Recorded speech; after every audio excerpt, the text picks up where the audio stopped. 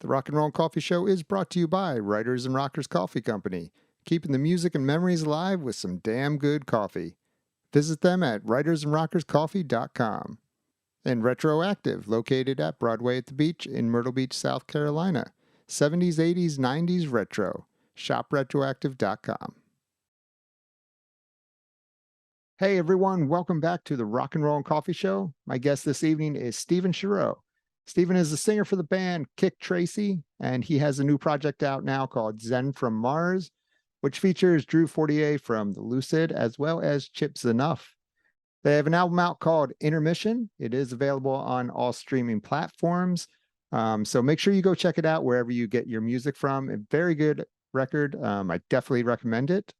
I'm going to talk to Stephen about Zen From Mars, and I'm also going to talk to him about his audition for three great bands, not one, but three. He auditioned for Motley Crue, Velvet Revolver, and Stone Temple Pilots. So we're going to discuss that. We're going to discuss the possibility of Kik Tracee reunion and much more. I hope you enjoy this conversation as much as I did. And I appreciate you watching. Thank you so much. It's the Rock and Roll and Coffee Show. Yeah, we do. You know what I wanted to talk to you about? Just get right into it. I wanted to talk to you about Zen From Mars. Oh, cool. Yeah. Because that's some good stuff right there. And thank you, brother. Yeah, you did that with that was something that Drew reached out to you for? He did. Some time ago, God, probably 6 years or so ago, I guess. He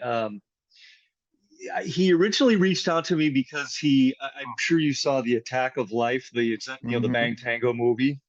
Well, apparently he had a vision that he wanted to do one of those with Kik Tracee, and I was like, whoa. It's like, I wasn't really on board with that, and so we kind of worked through all that, whatever, and became very close. We were just an instant connection, and he was like, hey man, I've got all this, these tunes, these tracks that I was going to use for this Bang Tango record. And it goes, you mind if I, send you over some stuff or whatever? And I said, music, music talks, man, fire it off. And he sent me an acoustic version of what we now know as New Leaf, which is the first, it's actually a bonus track on the CD.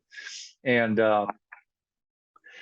I would literally, I think I listened to it and I went, I think I probably just went right into my spare room there and recorded something in a couple hours and fired it back at him. And he was like, holy crap, and it was just kind of like, bam, and our chemistry is pretty special. I mean, that it kind of happened that way pretty quickly with a lot of the tracks. And so he just kept firing me, things and I'm just writing to them, and really the versions that you hear on the record right now, the finished versions are pretty close, other than like, oh, this verse needs to be like, half a bar shorter or something, but they literally are the arrangements that that the original like acoustic track that I wrote to, and then we took those and just kept building and it's like, and there it is. Wow. I love that process. And Drew recruited some Chip Z'Nuff for this, and a couple other guys, right? Yep. Okay. Everybody recorded in the comfort of their own home. I actually went to Chip's place in Chicago early on when we were thinking, oh, it'll be a band. But in my mind, Zen From Mars has always been, kind of a writing collaborative between Drew and I, because everybody kind of has their own other projects going on that he had involved. And really, to me, the core of it is myself and Drew. Whatever happens, outside of that live, and if we decide to go play something, it could be, like the next record could be a whole different group of people, which we've already talked about, et cetera, et cetera. So yeah, but we love Chip, and his stuff is amazing. Awesome. So you are going to plan on doing some more music together? We are. Yes, I just had a lengthy conversation with Drew yesterday, and it was fantastic. Good to we hadn't spoken in a few. I know he went, he obviously had gone through, other than the, we've talked over the health challenges and the battle that he got through, thank God. And, but just as far as, kind of re-collaborating and recalibrating, I should say, on the ZFM stuff, it was a tough road, man, to get that record to across the finish line. I gotta say, man, it was, Right. we creative differences, communication breakdown. I mean, all of it, whatever, man, just like full on divorce, Wow. but So, that's what it takes sometimes. and it just came out not too long ago, right? You just got it out to the public? April 23rd is the official release date. Wow. So how many years in the making was that? Quite a few. Yeah, it's 6 years, I'm gonna guess. 6 years. Somewhere around there is probably when he first sent me New Leaf and A Flame. Again, those are the two bonus tracks, which is kind of ironic, but and so it got a fast start, and then it like just fizzled for a second, and then it got kick-started again, and then it just completely imploded, and then pandemic hit, and then I was like, one way or another, I'm getting this record out because I'm very proud of it. Actually, I put a lot of blood, sweat, and tears into it. I mean, myself and Richard, and I mean everybody that's involved. It couldn't have gotten done. Obviously, everyone did their part, and it's beautiful. But God, I mean, I have also a beautiful chemistry with a guy named Richard Easterling, who's the engineer producer guy that we kind of co created it, and we spent a lot of time in Colorado Springs just hashing that out, and figuring it out. Everybody recorded all those tracks. The band was never in the same room together once. Sure. So it's a complete file sharing, comfort of your own home kind of recording. So yeah, just a lot of work and tweaking that stuff, and but I'm very happy with it and very proud of it. it's awesome stuff. You sound great on it. Everybody sounds great on it. Thank you, brother. And your voice is still there. Thank you very much. Yeah. I mean, that's got to be the fear, right, of every singer as they grow older. I mean, your voice may go anytime. To a certain extent, yeah, for sure. There's no worse feeling in the world as a singer than to lose your voice. That's for sure. It's happened to me, I think, once. Yeah. So I mean, knock, you can knock only on wood. you only can control it to a point, right? This is true. This is my instrument, and so I been fortunate enough to be conscious of that at a very young age, and I've taken measures in my life to I guess to preserve what I do have and take care of myself. So knock on wood. That's awesome. Now, when you recorded this, you said everybody recorded their own tracks, which is becoming more common these days. You like recording that way? I do in certain respects because you don't have all the too many cooks in a kitchen kind of a thing, in a room, and everyone's you're pulling your hair out sometimes, unless there's a really beautiful chemistry. I do miss being in a room with a group of guys that has that flow, that's where creativity is. There's no, the egos, or everybody's checked out at the door, and it's just a beautiful kind of, flow. So however it gets done, I mean, it in this particular case, I guess to express myself creatively and get this particular vision out, this is the way it had to happen. So I don't know if it would have gotten done in another in another scenario. Right. And then you released some solo records. What was the latest one? Silver Linings? Correct. That was in 2020, right? Early pandemic. Yep. Yeah. Yes, sir. So was the pandemic, was that in full force when you released that, or were you not expecting that? It was, and you released it anyway. I did. I had the songs, and I thought, all of a sudden we were in lockdown, and it was, I think we, all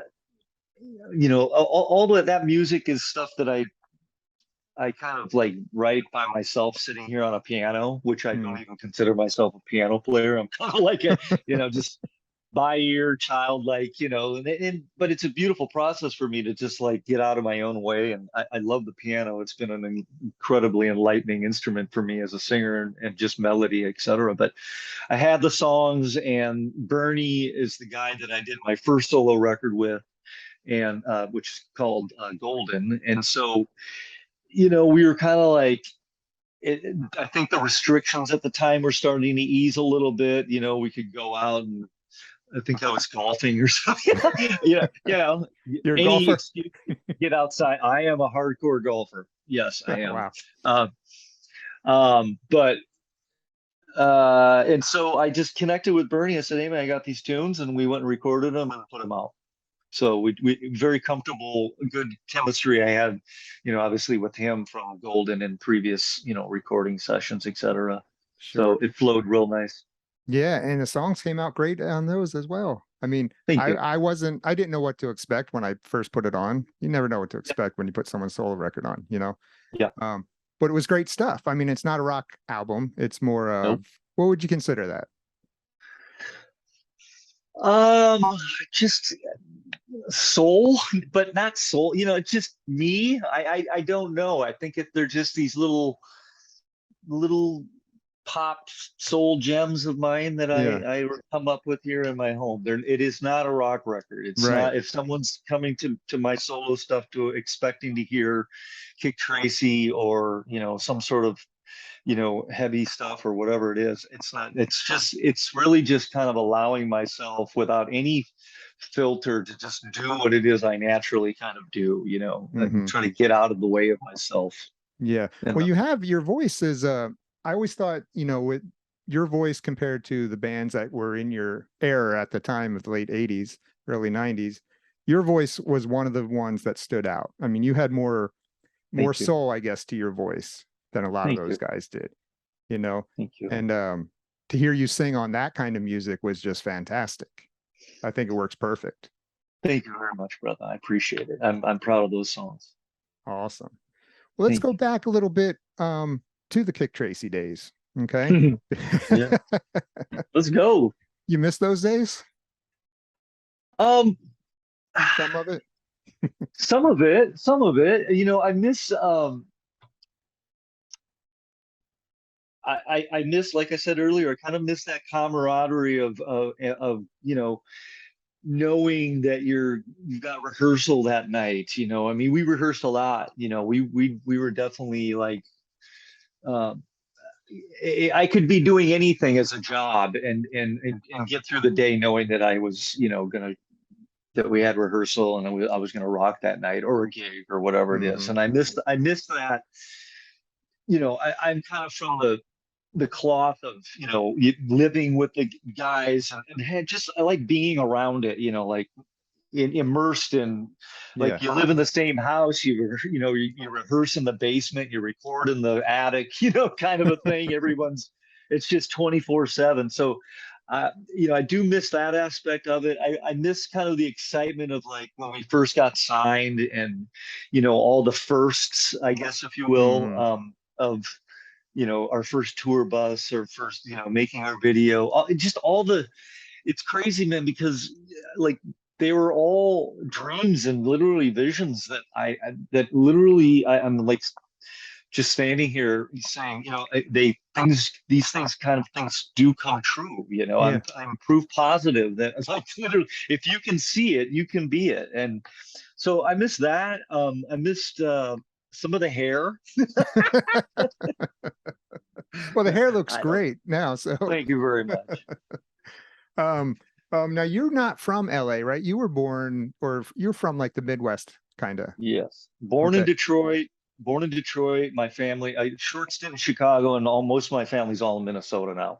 So did you go to LA to try and be a rock star? Is that why you went out there? Yeah. 100%. Yeah. And did you go by yourself or with a band? I went by myself. I actually met a guy. I came out. I actually went to the Nam show in Chicago in '87. I want to say it was. Yeah, somewhere, whenever. And I met this drummer. I saw him playing in like one of the demo booths, and he was like I mean, I was just like, I've never seen anyone play. I mean, it was like sticks were flipping over behind his back, and he never seemed to miss. It was like a Tommy Lee on crack. I mean, it was crazy, just, but an incredible presence. And I ended up meeting this guy. His name was Todd Moriarty. He ended up becoming Theodore Love in, I want to say he had a band on the strip after we did our thing, and even after Kik Tracee, called Imagine World Peace, IWP, or I Want Pussy. That's not me. That was them. Anyway, yeah, 180 right there. Imagine World Peace.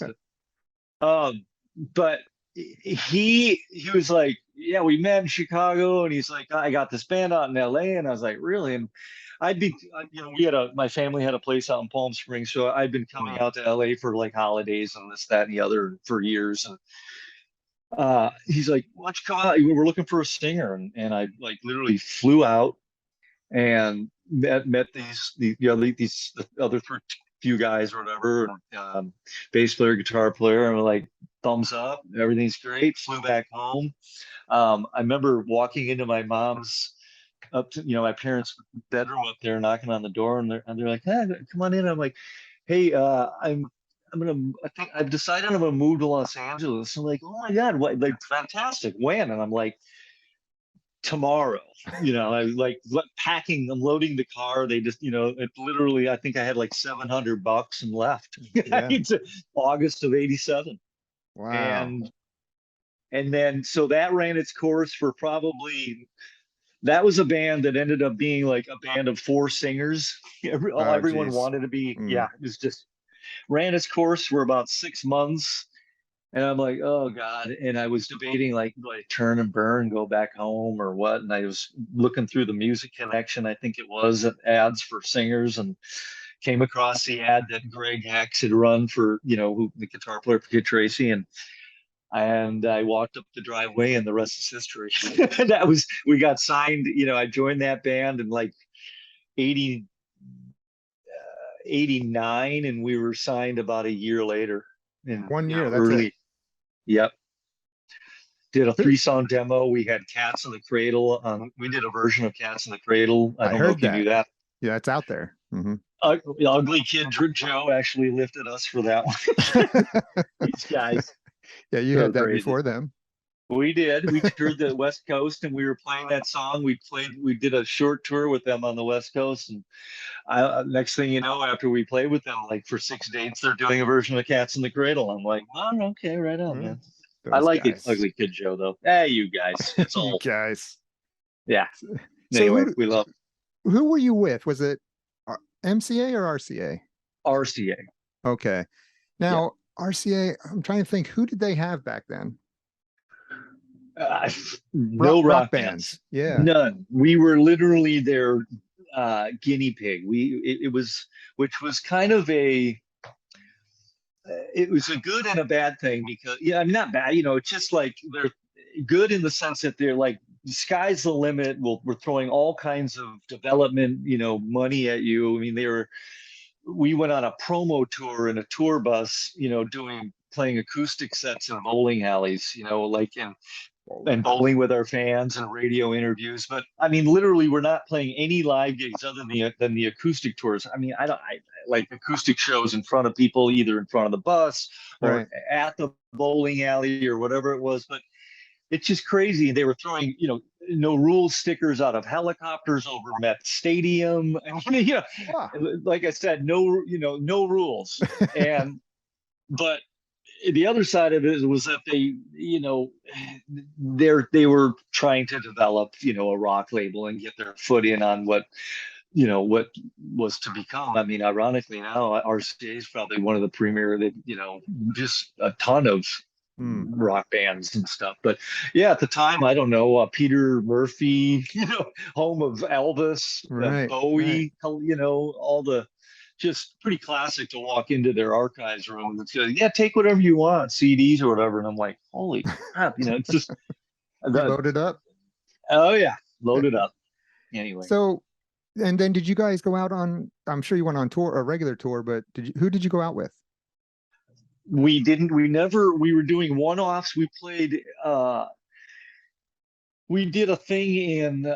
We did an East Coast tour and then we did a West Coast tour. But both of those were we were just on our own. It was a club kind of small Really? theater thing. Yeah, we did not. We never.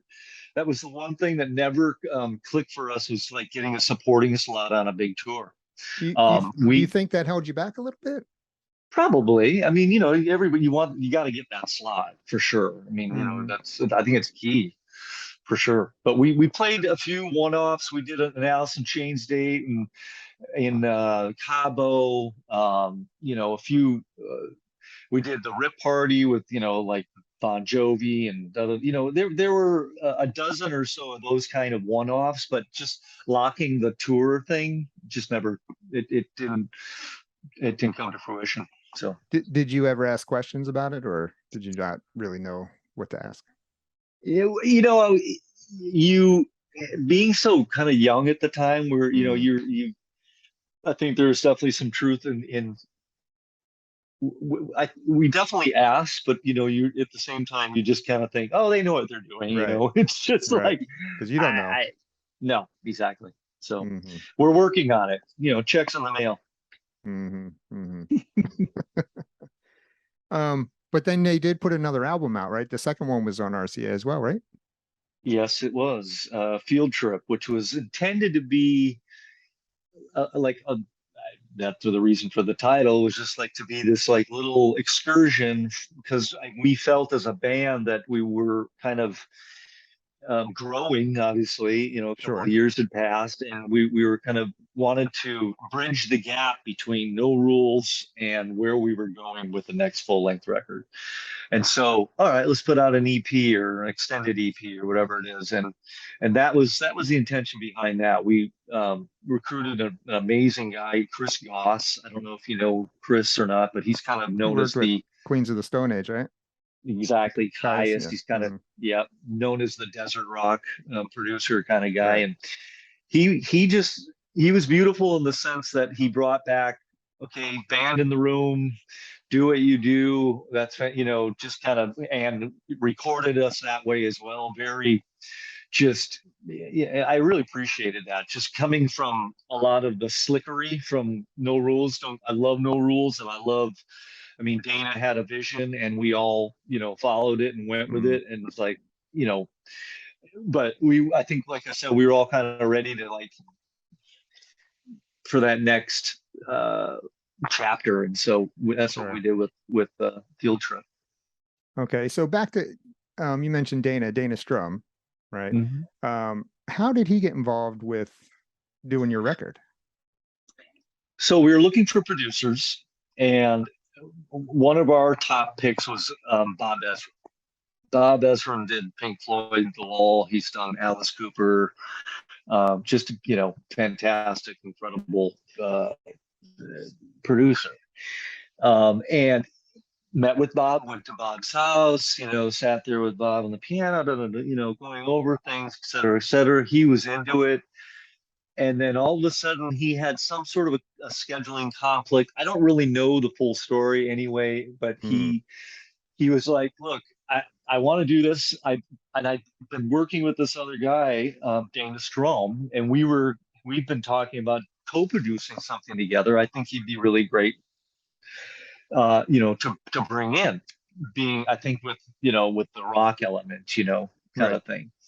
And we're like, fantastic. So we all met Dana, and then at some point, Bob had bailed completely, kind of just bailed out, and we were there with Dana, and that's how it all came about, And Eh, Was Dana into the band, or was he doing it just to kind of get in there and do it? no, no, no. Dana was very, very much into the Was he? band. Was a huge, huge.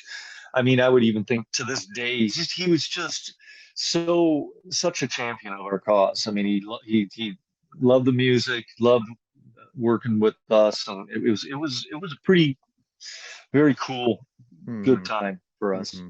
Good. Good. And then, so the third album is when you guys ended up calling it quits, right? Why are you recording that? We had budgets approved. We got a guy named Garth Richardson. It was tasked with producing. We were set up at Sound City, which I'm sure you've Mm-hmm. seen that documentary. That's Mm-hmm. where we recorded Field Trip, by the way, in the midst of the riots where they locked down everyone. We were literally like, No. yeah. We were in Sound City, and when the riots, the Rodney King riots broke out, How and they're like, city's on lockdown. so how long so did you keep recording or what happened? Oh yeah, no, we Might as just well, that's right? yeah, that's what we did. We recorded we recorded Field Trip, just kept on trucking. So anyway, so yeah, we're in like pre-production room, all set up, um, tr doing pre-production for tunes, and all of a sudden, the band was in a very everybody was growing up, Mm, and that going happens. through, yeah, and going through like their personal stuff, and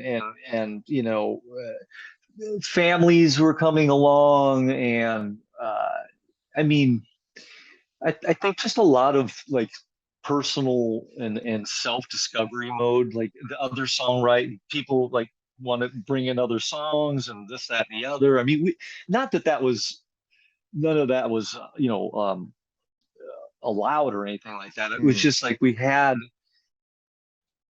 there was a flow, and then it's like we did the Field Trip thing, and which went magnificently. It was fantastic. And then all of a sudden, after Field Trip, it was like no one wanted to come back from the Field Trip. It's like it was this really weird, like I went to Mexico and Honduras, and I was backpacked for 3 months, and I just was like, you know, uh, like, is this kind of just questioning everything? And I yeah, think everybody else is going through the same thing, um, and some tension. And people will say, oh, the band will say I wasn't, writing lyrics fast enough, or this, that, or the other. I own my own shit. I mean, there's an album of 8 songs out there that literally would have no problem, releasing at this, like, today, that right. that completely contradicts any of that. So, but at some point, Garth Richardson and the band, unbeknownst to me, decide they think that they need a different singer. Okay, now A different mind you, singer. yeah, now mind you, the record deal, there is no record deal if I'm not in the band. So whoever's idea it is to, I'm not saying that from any place of, I'm just Sure. stating the facts, and this is how, but I just find it ironic and kind of, funny that, okay, we're gonna replace the singer, because it's whatever. All we literally had to do was push our gear across the alley into Studio One, Studio A and just start hitting record. I mean, God forbid, man. I mean, let's talk about how, Fleetwood Mac's Rumors was recorded, for Mm, Christ's sake. I mean, it's mm, like, yeah, there'll be no wine before it's time. It's like there was a lot of stuff flowing, uh, you know, and quite honestly, if it was such a crazy time, because like all in the business world, like managers, the label, anyone that was involved, like no one said, I don't recall anyone ever going, hey, you gotta we gotta get this thing done, and I right. never felt like there was this, like, you need to fulfill. And in retrospect, I kind of feel like it should have, I probably should have been the guy saying we got to get this done, but I just felt like Mm, I just walked away. I don't know. I didn't want to fight. I didn't want to. You think it wasn't, I don't even think it was out of ego. I just thought, I don't know. That's hmm. all I can tell you about it. It Wow. just felt like the right time to, Just to to go. bail. Yeah. Yeah. And did you have any plans of what you were going to do, or you were just going to just get out of that I, situation at that time? I remained with RCA for about 2 years. I wrote with, they're like, who do you want to write with? What do you want to do? And I was like, I mean, I was on retainer. I was getting a monthly stipend, whatever, I Uh-huh. was, and I thought, oh, Yeah, well, there's this guy in Minnesota that I kind of always, and a guy named Bryn Arns. I don't know if you know Bryn or not, but he's in a band called Flip currently now. And actually, Flip came out of the thing that he and I started back then when I had just left Kik Tracee. And but I ended up going to New York, writing with this guy, with Bryn, and we probably wrote like 20, 30 songs, kept firing demos off to RCA. They're like, this is great. Just kept going and going. And then it was kind of like it all just kind of fizzled to a certain extent, but it was fizzling more with me because it all kind of felt like a rebound relationship to a certain Mm, extent. I'm very kind of yeah. an emotional being, if you will, but um, Mm-hmm. again, I was just in this place of I'd been since I was, 12, 13, it was like one band to the next, to the next, to the next, to the Yeah. next, led me to LA, this, that, and the other. And I was just, and then there was a part of me where it's like, okay, all those dreams came true. Now what? Right. Do I, and so, but the one thing I can't shake is the, the desire to write a song, to craft and write a song. So Yeah. that's insane and perform. So that's what I do. Well, you're a Like, performer, so yeah. I mean, yeah, you don't lose as a musician. You don't lose that urge. At least I yes, don't think. You know. I have not lost it. Yeah. Yeah. So what was your next project that you did then after that? I mean, when was that? Uh, it was called Heavy Syrup. It was with Bryn. It was all we recorded a bulk of it in Minneapolis in a studio called the Sound Gallery. Hmm. Um, this is 94 to like maybe a year and a half, like So you didn't 94 really to take a big break. no. And then from Hmm. no, I've never stopped. I just, Yeah. at some point I got out of my deal with RCA, which was some of the best lawyering my lawyer ever did. It was because I came to find out that, all that money that they were dropping on Kik Tracee potentially could have fallen directly and solely in my lap. Oh, But it was all they my lawyer had it all written off as basically label development, and and that's a wash, and we because love it's that what guy, right? we love that guy. Thank you, Jeffrey Light. Yeah. So Anyway, 94-ish, 95. yeah. Um, and then you auditioned for Motley Crue around that time. Motley Crue was pre that. Motley Crue was Before around that. 90. It was literally a week after Vince left the band. I When did that record come out? That Motley record with I Karabi. think that I think it was 94. Oh, was it 94? Okay. Yeah, Knew because sometime around that time. Kik Tracee was still together when I auditioned for for Motley. We were kind of in I want to say that was like 93, early 93, something like that Mm-hmm. ish. Mm-hmm. So when you got the call from Motley to come audition, I mean, you got to be high as a kite. I was. It was about 11:30 in the morning. This is when I'm, pulling all nighters, doing whatever, with the band, all living in one apartment in North Hollywood, and just remember my phone ringing, and at this time, my I have a 30-year-old son. His name's Jagger, and his mother and Nikki's ex, Brandy Brandt, were very good friends. I had been spending a lot of time at Nikki's house. I'd done some holidays. I'd gone to our kids' birthday parties, et cetera, et Mm-hmm. cetera. So Jagger and his son, Gunner, were really good buddies and were the same age. But anyway, I get a call, and I'm like, kind of just rolling and waking up, and it's Nikki, and he's like, "Hey, dude," and he's like, I'm crazy, man. But Vince just left the band. I mean, I'm talking like literally 20 minutes ago. Like left the house, Right. left the band, whatever. He's calling me, and I'm like, he's like, we're wondering if you want to come down. And I'm like, um, Yeah, got to think about yeah, that. yeah. Let me just finish waking up. But yeah, it's just a dream kind of thing. Nevertheless, yeah, that all happened, and maybe I'm gonna say like I said, 4 or 5 days after that, I ended up in some room over by the Burbank airport Hmm. and rolling in and spent about 3, 4 hours there. Like, hey, dude, Tommy from Yeah. behind the kit. What do you want to play, man? It's like, and right Yeah. into live wire. And then I step into a circle of, basically my own world of like monitors, and it's so fucking loud, pardon my French, but it's like I rehearse loud, and I've rehearsed in loud environments, but this was like jet airliner, just crazy. And you're like, okay, well, I got to find my bearings here. Yeah. Like, Could you where's hear the yourself?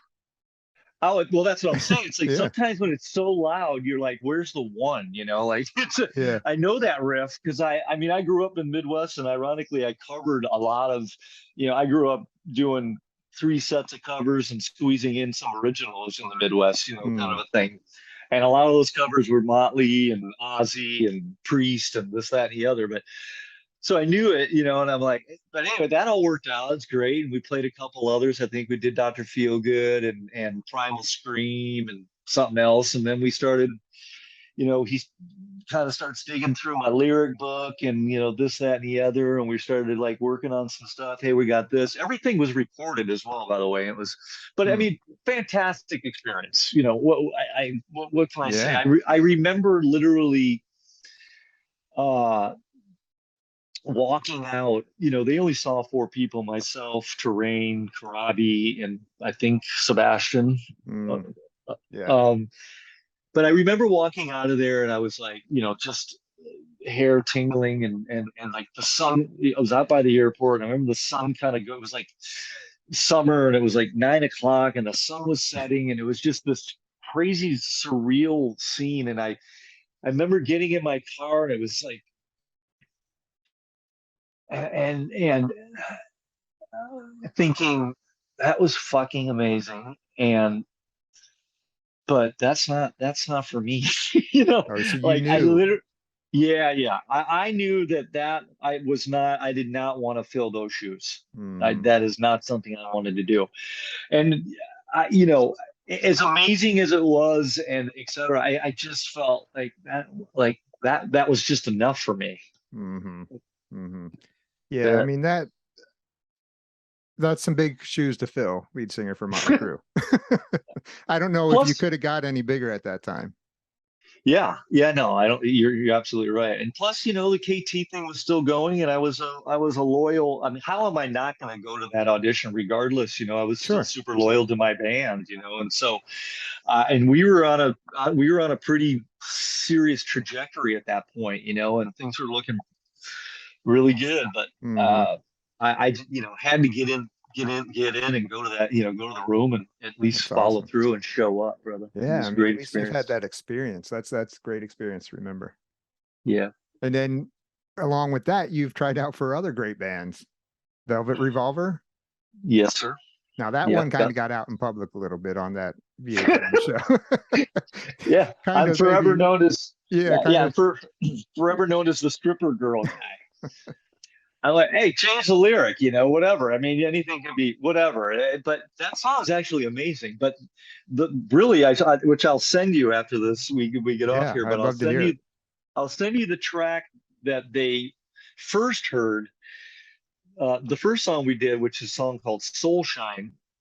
Um, this is an interesting thing because the guy that got me into that room was a guy named John Greenberg, and John Greenberg was representing Karabi at the time, and that I met Greenberg during the Motley auditions, and ever since then, Greenberg has been a major, major champion of my cause. He's just like, got to see this guy, I mean, with Velvet Revolver, he is also, uh, uh, instrumental in getting me in the room with the STP guys as well. Another story, Hmm. but Yeah, we'll get there next. it's quite a list. It's wonderful to be. It's wonderful to be recognized and like. Yes. I mean, it's a beautiful thing. I. But anyway, I go in, do the audition with the Velvet Revolver guys, play live, couple of GNR tunes. Again, worked with them on a few originals that they were working on. Maybe it was like an hour and a half, 2 hours at the most in the room. They hand me a cassette or whatever it was at that time, 8 track. Uh, no, of a current recording, which just an instrumental board tape off of their recording everything. They've been holed up in the Right. same place for like a year looking for a singer, and they hand me this track, and I took it back. And from that point on, like, VH1's following me around. They went to my work. They came to my house. I was living in a tree house at the time in Venice. They were following me around, recording the track. You saw all that, etc. Anyway, when you see me taking that song to them, that's actually me bringing a song called Soul Shine to them. And literally, I dropped that off, and like 15 minutes later, this is the initial, after they give me the first track, I dropped that song off, and Greenberg calls me up. He goes, dude, they're flipping out. I send them this track, and they're like, they want to give you more music. I'm like, kick ass. And so that's when they gave me more stuff. And I wrote, like, I think I ended up writing 3 songs. But anyway, I'd love for you to hear the song Soul Shine, Yeah, because, I would love to. or yeah. Anyway, another fantastic experience. Again, always it's wonderful to be considered. Sure, sure. I have a singer in a band that I used to play with, also did the Velvet Revolver audition. They flew him out there, and he was out there Okay. for about a week with them. And he told me about his experience, and it sounds very similar to your experience. Yes. That they called him up at like 1 a.m. when he was out there, and had him go in the studio and write lyrics and sing a song. 1 a.m. Yeah, they just left I him there. guess He was there by himself and the engineers. it's like the Velvet Revolver hazing. I guess. Yeah, if you can do this. But that's awesome. And then, so tell me about Stone Temple Pilots. I mean, what happened there? Well, I'll tell you what, of all the 3 of them, that one felt like I wanted it. Like it made the most sense. It made the most, like, I just feel like, oh man, like, definitely did my homework, and I felt I was might have even been over prepared. Who knows? But that was, again, I feel it's just wonderful to get in the room with these guys, and just feel that energy, and just be around that that thing, Yeah. whatever that sparkle is, you know what I mean? Yeah. And I again, I think it was on the last day. I went in, and I think the guy that literally came in after me, which I know, I think he was on one of those, I don't know, the singing shows or something. He's awesome, by the way. I mean, I like the guy they got. Excuse me, but I don't know. It's like going in for a movie role, I guess. I don't take any of it personally. I'm just honored to be, they're looking for what they're looking for, I mean, I did my part. I couldn't have sang it any better, or it is what it is. I could definitely see you singing those songs. Thank you. Yeah. Yep.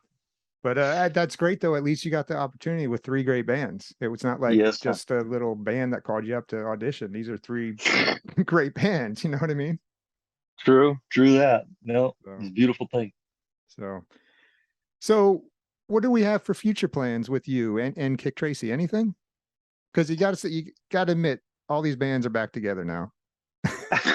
So yeah, except you guys and a couple others that I know of, but any plans for that? I keep thinking we're probably the last band on the Strip that hasn't reunited, which keeps, in my mind, increasing our value or something. Who knows? Right. I don't know. The longer we go, the higher our rate. I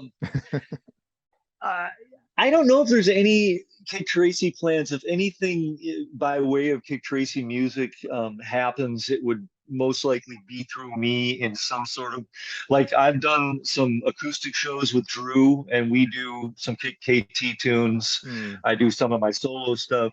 Drew's an amazing player and supporter of all things me, solos, ZFM, KT, and so that's a beautiful person and team player to have, on my side, just so it would be most likely with he and myself and whoever we decide to, if I can incorporate.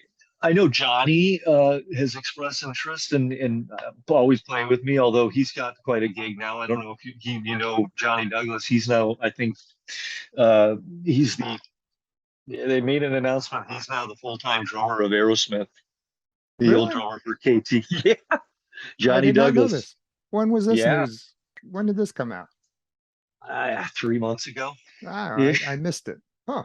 yeah, Oh yeah, so he's yeah. got something going on then, I'd say. Yeah, he was Tommy Kramer's tech for like 8 years or something. He literally, after KT broke up, Johnny went on the road with Frank Beard from ZZ Top. Johnny's from Houston and knew Frank from back in the Hmm. day. And Frank was like, "Hey man, you want to come out?" And first he was reluctant, and then after he did, he loved it. And he literally has been Alex Van Halen's tech. He's just like Oh the wow. premier guy. Tico Torres, Alex Van Halen for like 10 years. He did, like I said, Tommy Kramer, and then when Tommy had an injury, he was the guy that filled in. I think in 2021 or 2020, I think he played more gigs than Tommy did while they were doing those residencies in Vegas. Wow. But anyway, maybe he'll find a break in his schedule and we can fit some KT dates in there. Well, I mean, I bet the opportunity's there, I gotta imagine. I mean, I'm sure you gotten calls? I get Yeah. the Facebook messages from different people, maybe on a bi-weekly type thing for Yeah. this, that, or the other. But no one's. Not Yeah, there yet. we'll see what happens. I mean, Sure. like I said, I think Drew will definitely be part of that, and I can't imagine any. Rod, the bass player, has expressed he said he'd be up for it, and I know Johnny would be up for it. But both Mm. guitar players are a little dicey. Mhm. Maybe I could twist Greg Hex's arm into it, but other than that, Mhm. Sure. it would What have a- to. what about Yeah, the album that didn't get released? Do you own the rights to that? Can you I, put it out? I can, and we are going to do that. I'm going to put that. We're going to end up putting that officially out through KRM, the label that I just put out the ZFM stuff on, Right. through Richard. Yeah. Awesome. So we're gonna kind of revisit that sonically, master it. Not do too much to it. We might throw a little some guitar, here and there or something to just kind of, but or just kind of as is and just give it a little shine. Hmm. Other than that, but yeah, we're gonna package that up and put that out, center of attention. Do we have Which a plan, a date, time? no, Okay. I'm gonna say 2023, but Yeah.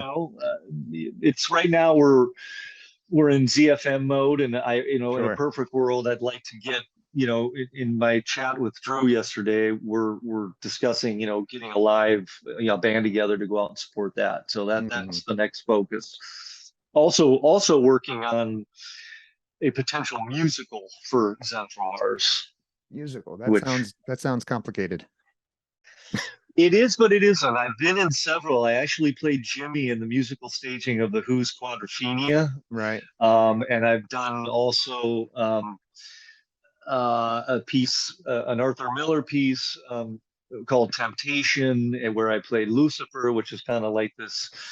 I think it's the rewrite of the Book of Exodus. Anything Hmm. anyway. But yeah, musicals, rock opera. The Zen from Mars thing is there's actually a pretty insane story there. So I'm going to tease that right now, and then that's formulating as we speak. Awesome. Awesome. Now you were also in a Who tribute band, right? I do that on the side as well. Do you still do that? I still do. Yeah, you still do. Yeah. Oh, that's That's fantastic. how I got into the tribute game from doing the Quadrophenia, Oh. when I was doing the Quadrophenia gig, because the band that was in that piece at the time was the show was built around that band. It was like a 30-person cast, show that was intended to go to either off Broadway, or Vegas for a residency. We showcased that for Roger Daltrey and Bill Curbishley, the manager of the Who at the time. Met Roger, thumbs up, but our producers were hell bent on getting Pete Townshend's blessing, Mm. and which never. I mean, we were in touch with him through his musical publishing company, and there was like rumors that there was spottings that he was at a show or a showcase, like we saw him or didn't. Anyway, they didn't want to go forward with it until they got his blessing. And come to find out, we really didn't need his blessing. We could have just gone, but nevertheless, kind of a funny story. I mean, after that whole thing ends, like the quad thing ends, and after all this talk about, trying to track down Pete Townsend, I'm standing in Beverly Hills at this like hoity-toity shopping place called Maxwell's, where you basically need an appointment to get in. And I'm standing there. There's no one else in there. I'm thumbing through these blazers, on the side. And I look to my left, and it's literally Pete Townsend. And I'm like, we've been trying to get a hold of you, kind of thing. But really, I just said, look, I don't usually do this, but I feel like I've got to introduce you myself. I've been playing, your character Jimmy, and Bill Schultz he's like, oh, right. Oh my God, blah, and he just lights up, and he starts for the next 30 minutes, for all the salespeople. And this bloke plays one of my characters, and, in my piece Quadrophenia in a rock opera. And I mean, it was just, he gives me his email, literally, and to this day I can fire off at him, and he's like, responds in 5 minutes. That's awesome. Crazy. I love to hear stories like that. That's fantastic. Yeah, that's something else. It was amazing. So, good. There you have it, brother. I'm glad to hear and to see that you haven't stopped and you're still on top of your game. That's fantastic. And that you're working with Drew, because Drew's great. I couldn't agree with you more. Me too.